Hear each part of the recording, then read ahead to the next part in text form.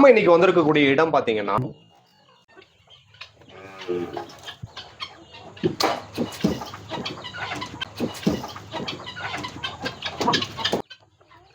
கோயம்புத்தூர் மாவட்டம் அருகினில் இருக்கக்கூடிய பெத்தநாயக்கி மலையம் அப்படிங்கிற ஒரு இடத்தை நோக்கி தான் வந்திருக்கோம்.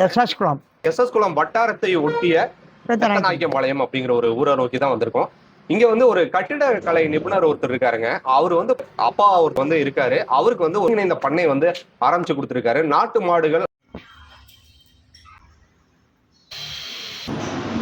ஆடுகள்,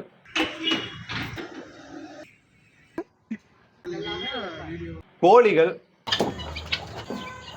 அதோட பாத்தீங்கன்னா சின்ன சின்ன பறவை இனங்கள்.